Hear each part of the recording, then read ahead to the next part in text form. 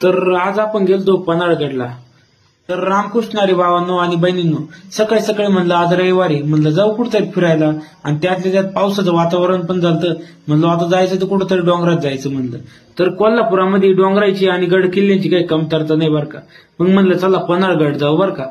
मग काय निघलो बो पन्हाळगडच्या दिशेनं. जाता जाता पाऊस पण आला. जसा पाऊस वाढायचा तसा आनंद पण वाढायचा बरं. मग पन्हाळ्यामध्ये पोचल्या वीर शिवा काशीच्या पुतळे बघितलं बरं का. मग आलो त्या ठिकाणी ज्या ठिकाणी छत्रपती संभाजी महाराजांना नजर कैदेमध्ये ठेवलं होतं ते ठिकाण म्हणजे सज्जा कोठी.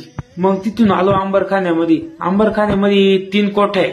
ते 3 कोठ्याचं नाव आहे गंगा, यमुना आणि सरस्वती. गंगा ही सगळ्यात मोठी कोठी होती आणि यमुना ही सगळ्यात छोटी. तुम्ही पाहू शकता, ही पहिली आहे ही गंगा, ही सेकंड आहे ही यमुना आणि ती कडची आहे ती सरस्वती. अशा 3 कोठ्या आहे.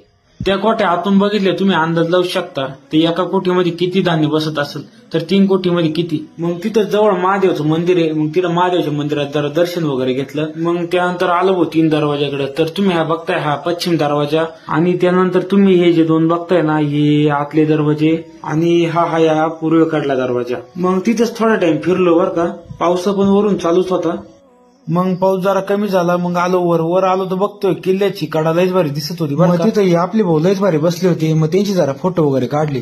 मग निघलो भाऊ रिटर्न. म्हणलं चला दख्खनच्या राजाला भेटायला. दख्खनचा राजा तुम्हाला माहितीच असेल कोणी. मग तिथं आलो तर बारी लयच मोठी लागली होती. मग दूरदर्शनच घेतलं बरं का. मग तिथंच यमाईच्या दर्शनाला गेलो. यमाईचं दर्शन वगैरे घेतलं.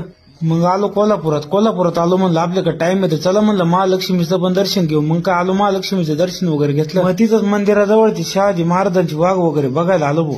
मग तिथंच कासव तलाव त्या कासवाला बघितलं. चायला म्हणलं खरी मजा ती कासवाची. कासव बघून खरंच लयच भारी वाटलं बरं का. तर भावांनो तुम्हाला आजचा ब्लॉग कसा वाटला हे कमेंट मध्ये नक्कीच सांगा.